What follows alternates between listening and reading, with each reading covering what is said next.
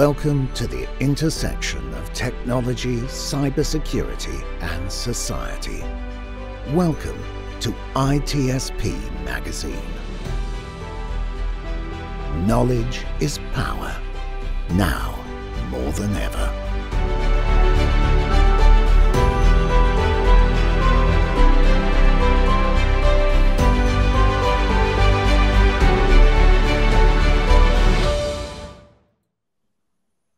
Marco. Sean. You know what? All of our tax money, it's going to the right place, and we don't even use it. Really? Is that a virtual place though? The one that we're not using? It's a virtual place. Yeah, it's in the metaverse. All our money goes there. Which is a completely different place. I mean, digital society, cyber society, reality, it's two different worlds.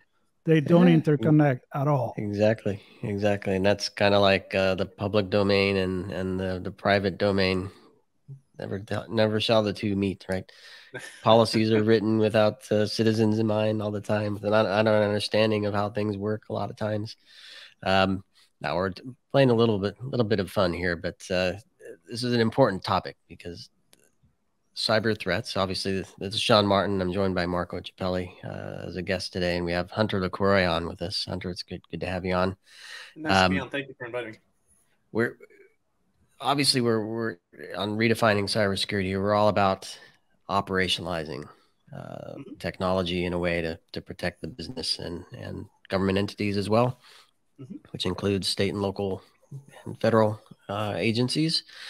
And you've done some work, Hunter, that suggests that perhaps we're investing and spending money on things and then not getting the most out of them in return. And I'm excited to have this conversation. I'm going to leave it there and let people wonder what the heck we're talking about. I'm going to pass the mic to you and give you a few moments to share a few words about who Hunter is and what you're up to. Yeah, so I'm Dr. Hunter LaCroix. I'm a professor at the University System of Maryland, where I teach at the University of Maryland Global Campus, as well as other systems within the Maryland system. Previously, I taught at the University of Pittsburgh's Graduate School, taught cybercrime, Homeland Security Affairs, emergency management courses, as well as information security courses. In addition to that, my background is for emergency management perspective. I've worked as a firefighter, EMT, rescue specialist for various local and state agencies and organizations, as well as a contractor for those same types of services for both athletic teams, as well as state, federal, and local contracts for emergency management services. So a little bit of everything. Kind of a technical background, as well as a physical disaster and emergency response background, and that's kind of what inspired gelling these two topics, bringing that physical and digital world together, and specifically with the topic of cybercrime, ransomware, and cyber disaster. In the emergency management community, we don't really look at cyber as a true mechanism of disaster. It's something that doesn't really hit us from an emergency management perspective, but it really is becoming a critical component for emergency management professionals to really have to start planning and thinking about in a traditional aspect. Great example is there's a cybercrime every 39 seconds. There's, a increasingly aggressive cybercriminal activity targeting local and state governments. And what inspired our original research was a ransomware strike against a large municipality a couple years ago, where the municipality ended up having to take millions of dollars out of various city accounts to respond to a crippling ransomware strike, where the ransom was really only several $1,000s, but they lacked the IT infrastructure on hand to respond. And when we were going there to talk to several folks in the municipal offices and local leadership, we were asking them, what led you to spend 18, 20, 40, $million for this type of cyber incident response instead of using the local National Guard unit 10 minutes down the road. And, the folks on staff just kind of stared at us and deer in the headlight, looked at us and said, well, we didn't even know the Guard had a cyber mission, let alone that there was, a cyber defense squadron and an IT information security squadron right down the street, 15 minutes away. So that was a major inspiration for our research to see how widespread that disconnect and problem was at the local and state level of operations. Yeah, when you say emergency response or emergency management and like widespread disaster, the first thing that comes to mind are natural disasters driven by weather and Mother Nature, hurricanes and tornadoes and earthquakes and things like that, where it seems we've gotten our act together for the most part in providing initial emergency responders and then near term emergency response and longer term emergency management.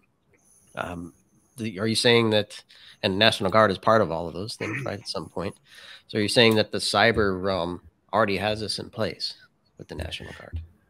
In several states it does. And in several states that we were examining, there was a very robust cyber capability that had developed around the physical disaster response framework.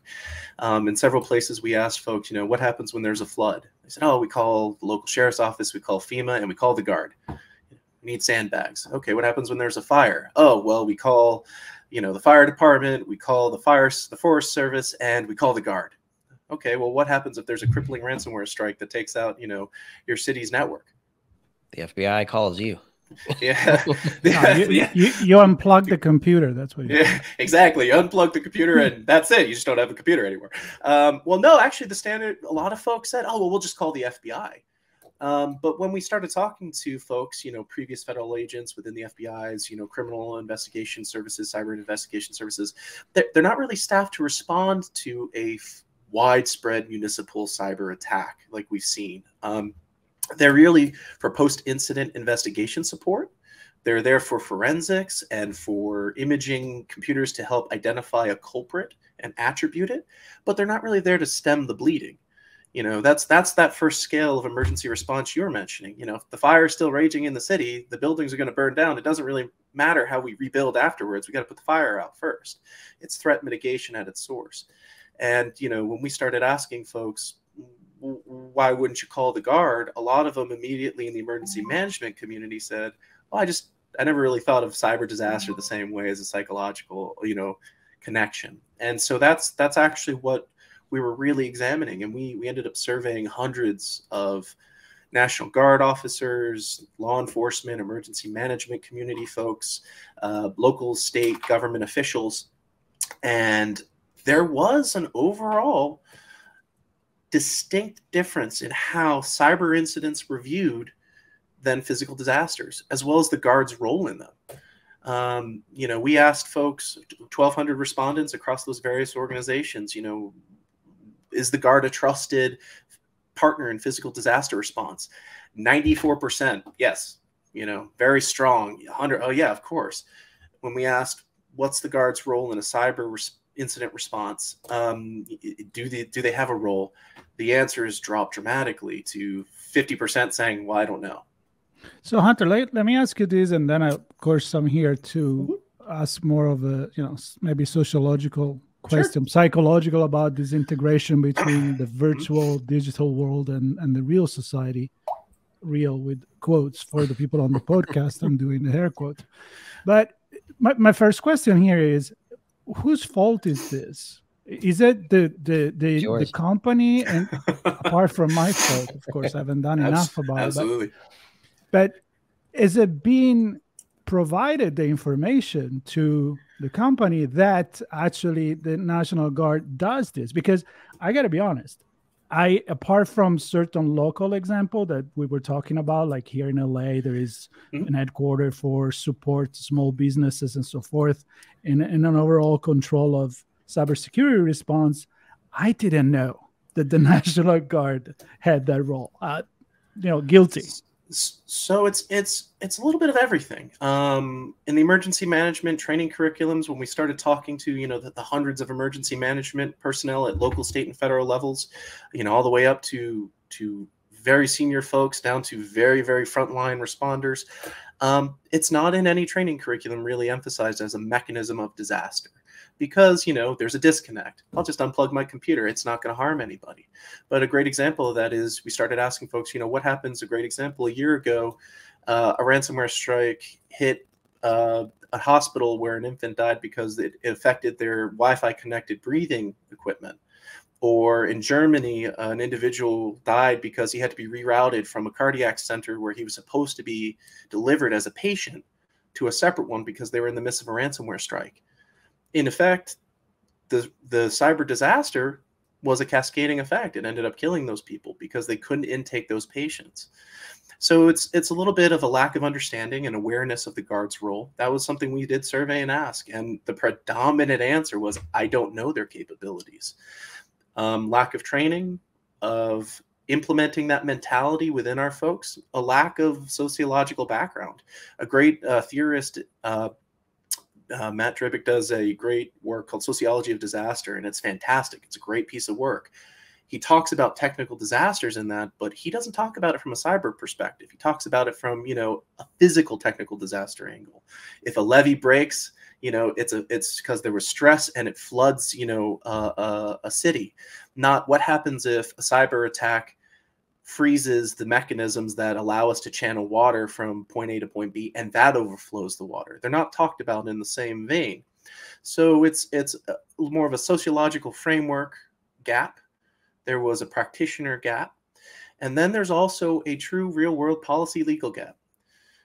Some states locally have addressed this issue with their state legislatures, where they have really affirmed and structured up their role for the Guard in local cyber incident response. But that's really haphazard. Not every state is equal. And the U.S. federal government is currently, there's two bills, one in the House and one in the Senate, that haven't really gone very, very far, that would codify the Guard's role in cyber incident response at local and state level across the nation, for the National Guard Bureau to kind of push out as this is the actual federal interpretation of what's called Title 32 status, the Guard's state status to respond to incidents. So it's a little bit of everything. A gap in the sociological framework for how we look at cyber incidents and how they affect us in the real world, to lack of training for some of our emergency management personnel, where we train them that this is a disaster. Fire, get the fire department. Flood, get the Guard. Cyber incident, it's always a question mark.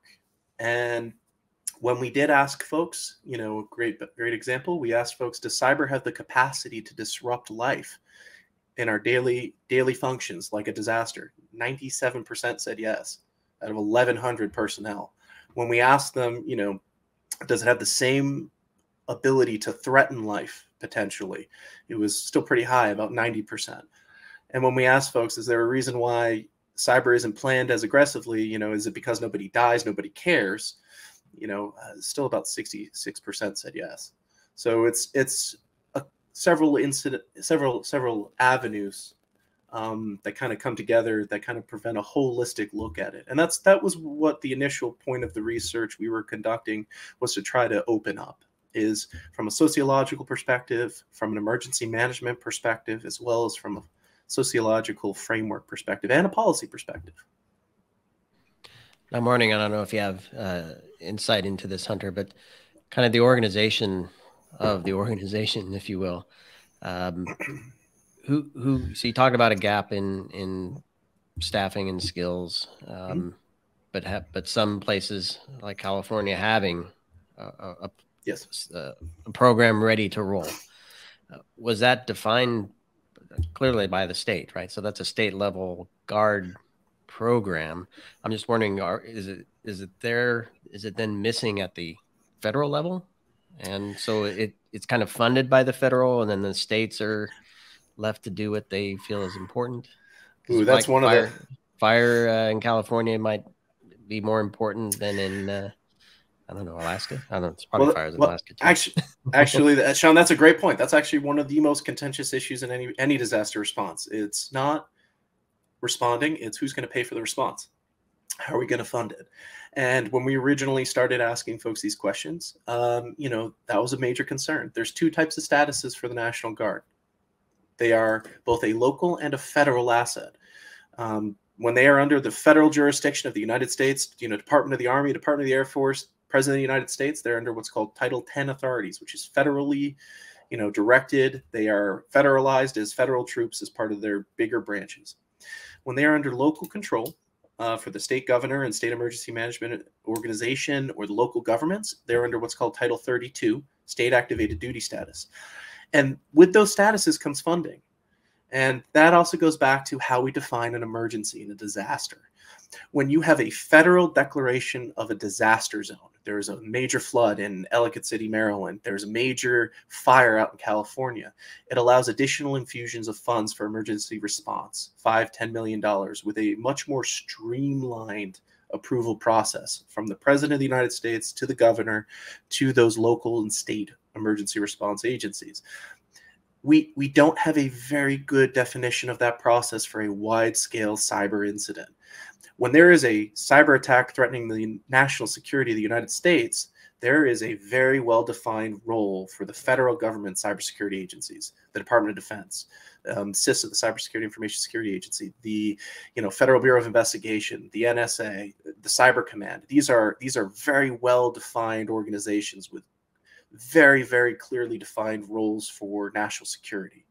When you broach it down to the local and state level, it gets murky very fast. The U.S. Army War College did a study in 2018 where they actually looked at state cybersecurity, local state cybersecurity strategy, and they actually said, we've got this at the federal level. There's a huge gap at the local and state level, and we'll figure it out later. And it was a great study. It wasn't on the Army to figure out how to do it at a state level, but it was at least something where the community has had that gap for quite some time.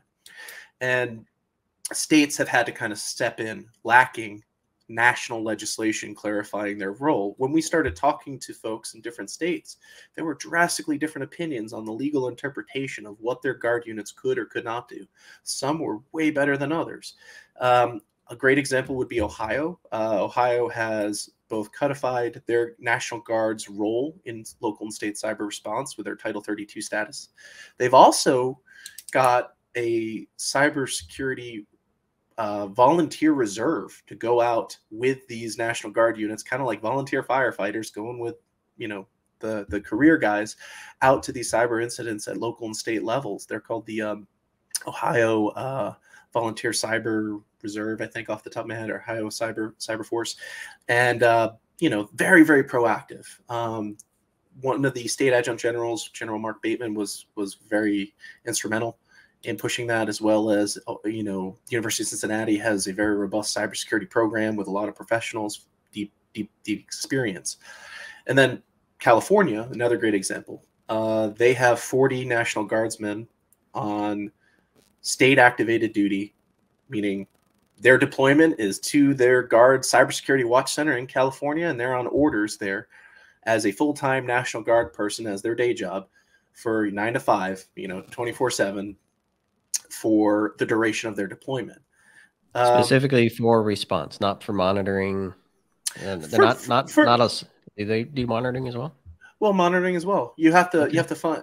So it's a cybersecurity watch center as well as an incident response command, and it's one of those things where it's a focal point, right? So if there's an incident in LA and LA city manager needs something, it's somewhere to get the governor's office, an answer from what does the Guard have from a cybersecurity perspective? Let's call the watch center. In addition to using it as a focal point for response.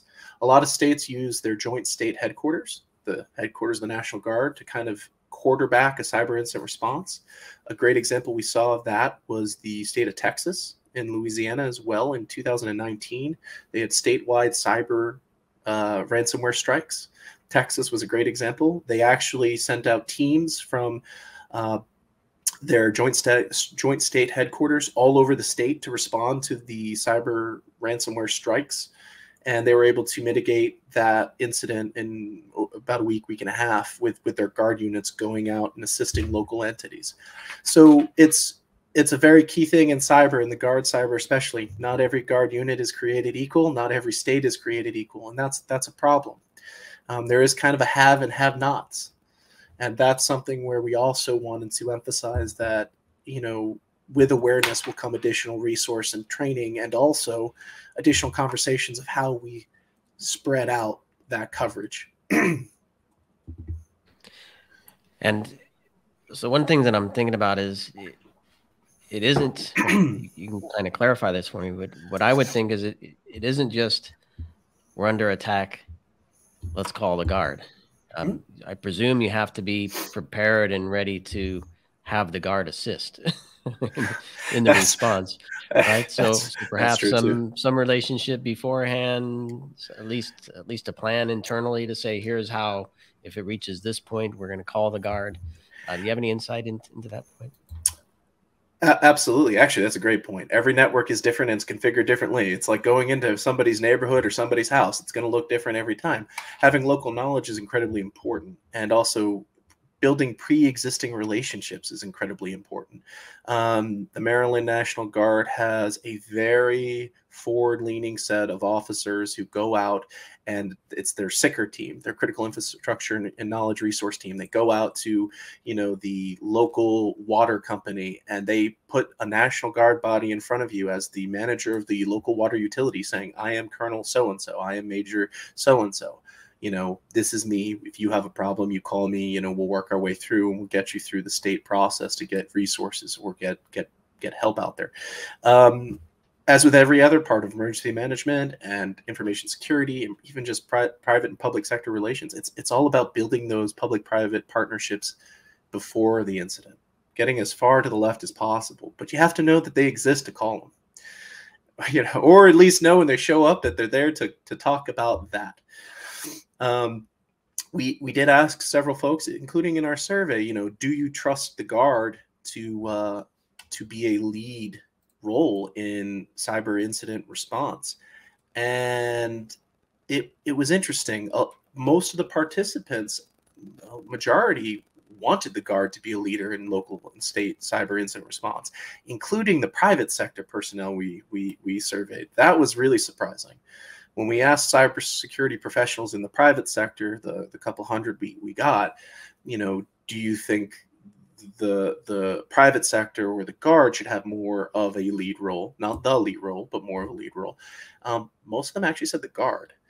A lot of that came down to also trust. There is a little more trust at times with the local National Guard unit, because these people are local. They're not federally mandated troops or assets. They generally live in the same neighborhoods, live in the same states, and that's the same with our emergency management relationships for physical disaster response. People know them. And then also, it's not from a competing private sector entity. The public sector and the private sector, there's usually not a competition for IPs and things like that, any sort of information property. So really it comes down to, can you protect my proprietary company information if I bring you in and you help me secure my network?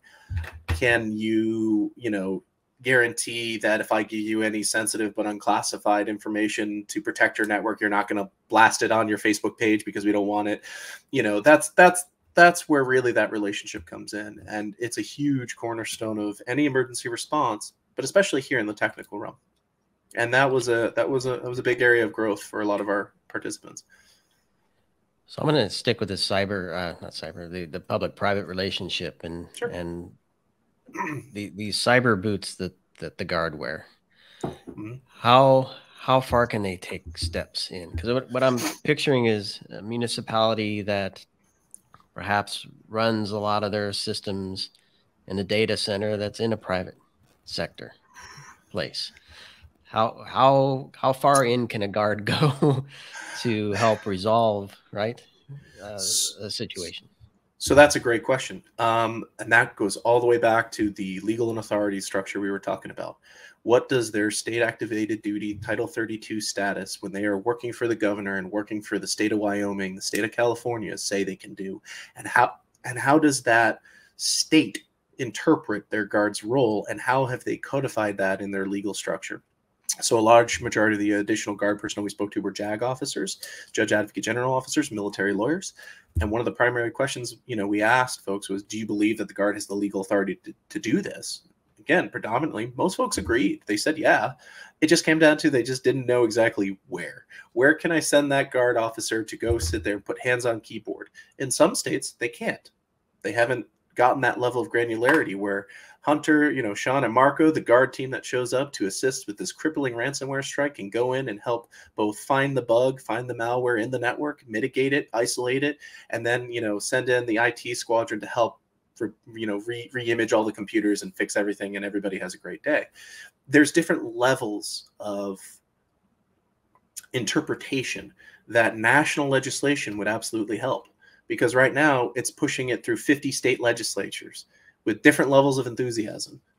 And you have a lot of fantastic guard personnel doing a lot with what they can at a local level, where they can put hands on keyboard where they can, advising where they can, and then also being very mindful of where their authorities end and where they need to work more directly as consultants and assistants to that private sector, participation point.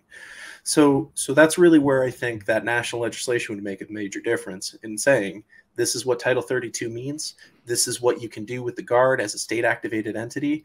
And this is how we protect them like any other emergency responder when they go and defend the networks that they are asked to go defend at the local and state level. So sometimes I witness this conversation, Sean brings me in, and coming from more of a sociological and perspective, I feel like these are like cybersecurity is in beta testing still. Like get my point here is like, people haven't figured it out yet. The politicians are not completely all in agreement. Then there you have the federal level, the state level, the city level, whatever it is. And you just said, sometimes, yes, there is the tools, but they can use. It's almost like to say, look, dear, fire squad, fire department squad, you can go there, but you cannot enter the building or break a door to save people, because no, we don't know how to handle that from a legislative level. So it sounds to me that that's where the big issue is right now. There is the capability, there is the technology, there is the resource and the individual that can do it, but there's no clarity.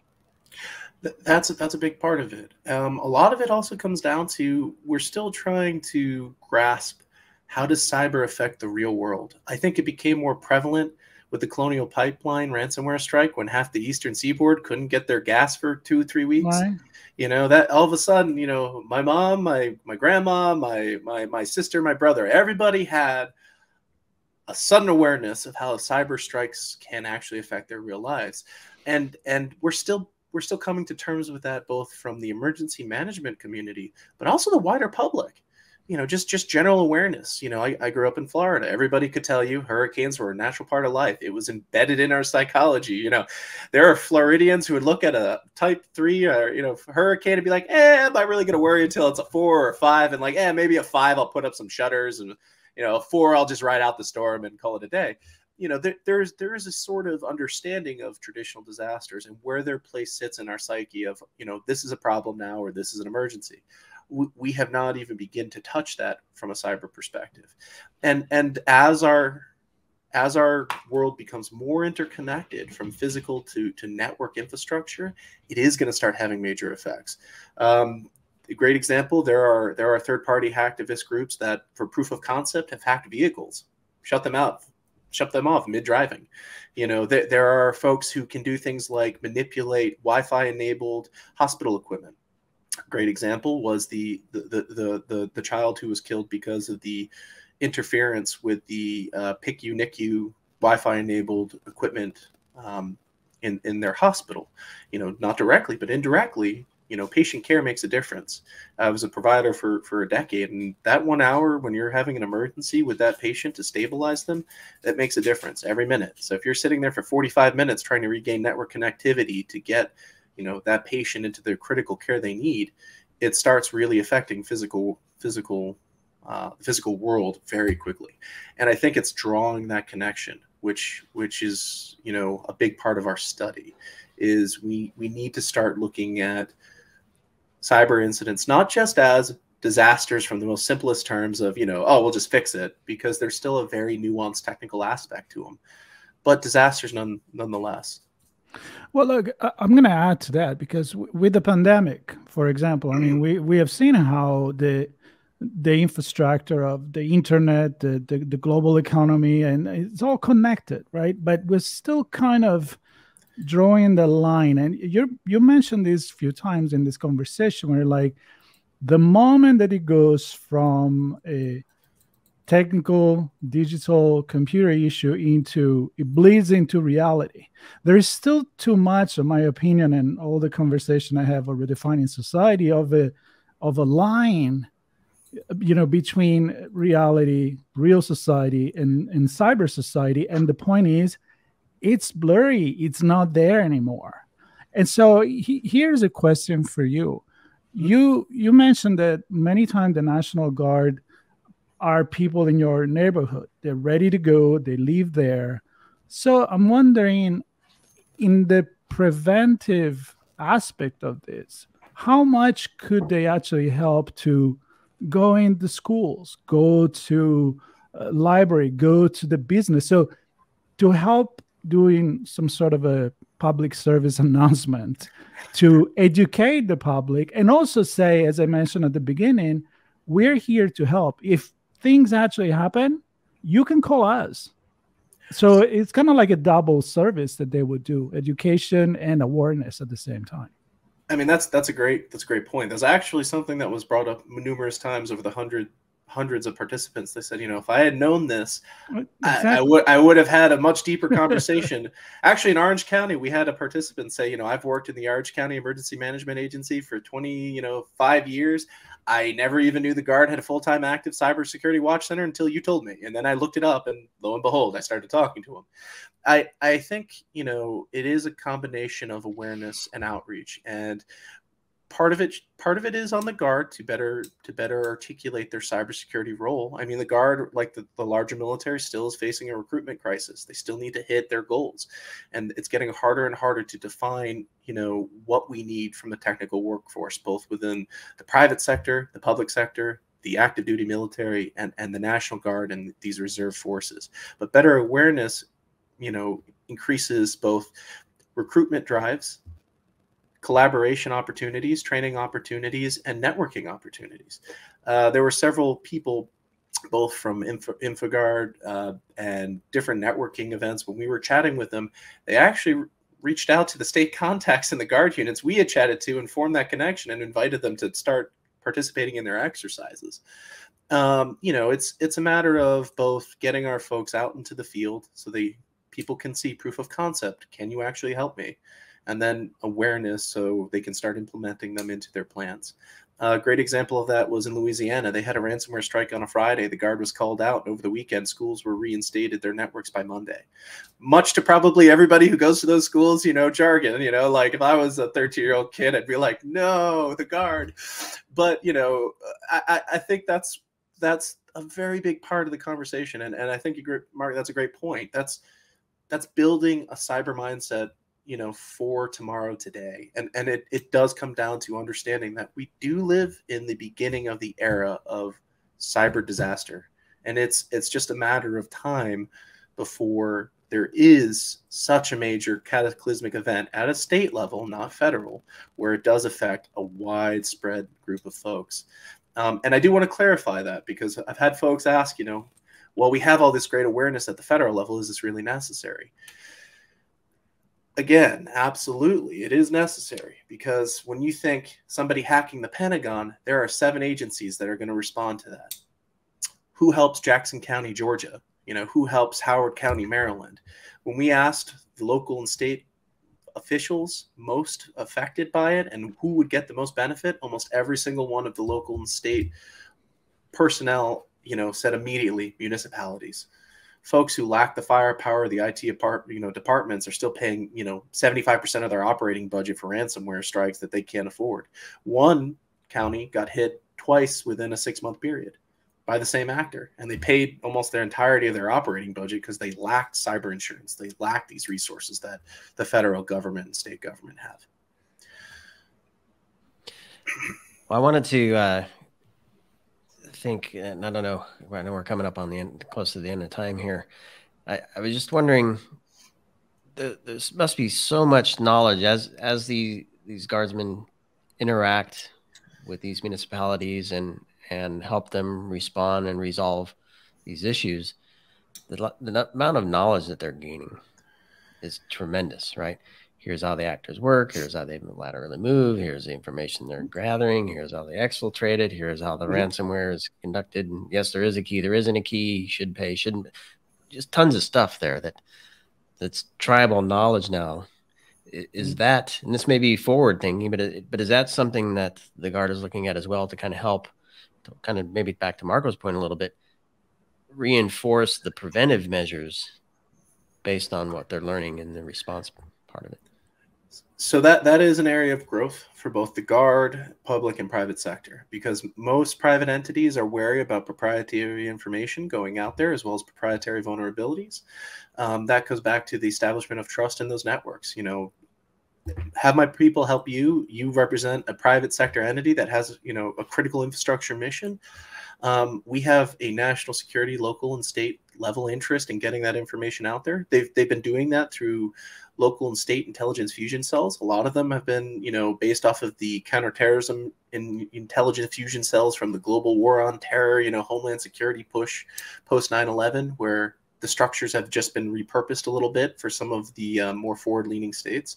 But there's still that agreement of exactly where we need to disseminate this knowledge. And that's, you know, that's a very nuanced area, both for intelligence production at a local level, for local and state resources that don't normally do an intelligence function like that, network intelligence, security intelligence, you know, business intelligence for a vulnerability perspective. So the Guard still has, I think, an area to grow with that. And I think that comes down to better awareness. I think the Department of Homeland Security, the FBI, NSA, Cyber Command, those big federal agencies, they put out network defense bulletins all the time. And they've been much more forward-leaning than they have in the past. If you go on their website now, you will see joint bulletins from all 5 agencies, and sometimes other agencies from different countries. They're you know, it's a matter of transitioning that network awareness down to a more state local level using that type of model that I think we really, that's an area where I think would be a great place for future growth. Marketing.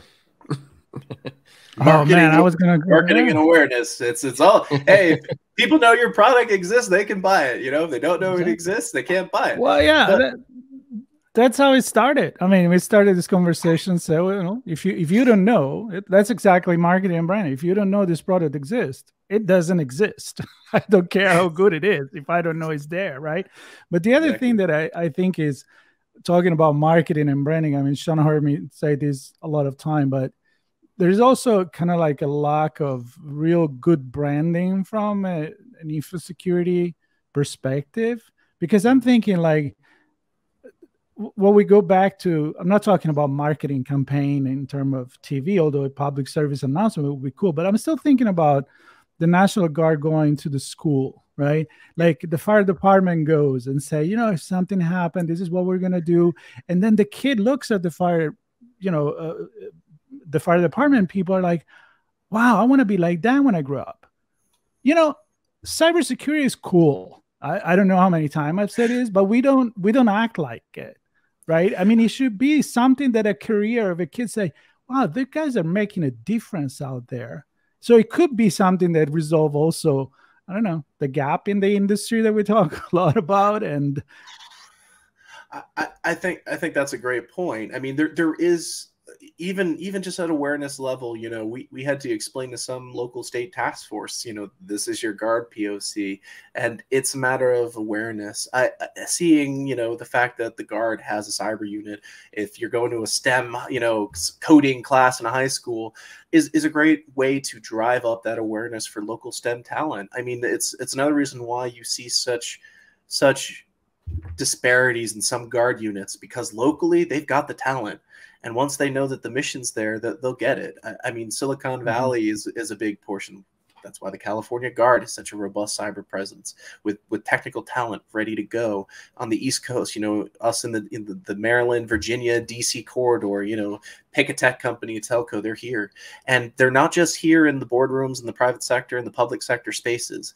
They're also in the local universities. People know, oh, okay, I could go and join the Guard and be a threat intel analyst or a, network intrusion analyst, or et cetera, et cetera. And what is unique about the Guard from that marketing perspective is it's a little different than the traditional armed forces, where the job you're going to get when you join. And it is generally codified into your contract. There's, I'm sure there are folks who, will say, oh, my contract was different. In fairness, caveats aside, generally you apply to the skill field and position, and that is what you're being actively recruited for from a human resource perspective. I need an infantry officer. I need this, which is different than the Federal Reserve and military forces at the active duty level, which is you join the Army and then branch into a specialty. You join the Navy and do that. Whereas the Guard has 20 jobs and they're putting you in that job and then you're joining the Army. It's kind of a different way they do it. So that's a very good point. And that comes down to looking at our cyber defenders as emergency responders, because that's what they are. And that's another portion of our studies. We're sitting there saying, back to the original example, what happens when there's a fire? Call the fire department. What happens when there's, a flood? Call the Guard. What happens when there's a cyber incident? You can call the Guard too. And even just getting folks to say that was a big win for us in some states. And in some of our survey participants as well. And when there are ghosts, who do you call? Who doesn't want to be a fireman or a police person? Fireman, woman. I don't want to put a gender on it, but who doesn't want to be in one of those roles? Add cyber to that. How cool is it, right? How cool is it? I love that. And I think especially when we start framing it as tomorrow's digital disaster and physical disaster are intertwined. It's not just it is a fourth dimensional battlefield and disaster zone now. It's not just the physical part. I need a network defender too. I need somebody who can not only deal with the physical side of that disaster. I need people to watch what's happening digitally. Last plug for that is we're especially more vulnerable now than ever before, because our first responders have a lot of interlinked network devices and communication pieces. And, some of the best targets are local responders. One great example, Baltimore City, one of their major ransomware strikes a couple of years ago was their 911 call center. It was their ability to take 911 calls. If there is nothing more horrifying, at a sociological level for a population, is if you are having an emergency, pick up the phone and call 911, there's no one there. That's something where now we've been trying to tell folks, you have your physical security aspects, but you're going to have to make sure that they are running in parallel with your network ones too. And that's where there's a place for a network defender. Yep. Disruption is disruption. I think it's hard to figure all the scenarios out, which is why it's so challenging, right? Just that one in itself is pretty powerful, and there are a gazillion of them, and it may not immediately result in a patient on a hospital bed passing, but it could ultimately impact a lot of societies, and I don't know. We can go for hours on scenarios here. I don't want to do that. But what I do want to cover as we wrap here, though, Hunter, is so hopefully we get some more National Guard folks listening to the show now in IT and cyber, but a lot of the audience are practitioners and security leaders and executive level security managers, and so maybe a note to that audience, specifically in the municipality and those that work with them, how they might take a first step to take action on some of the things you've presented here today. A lot of it starts at the local and county level.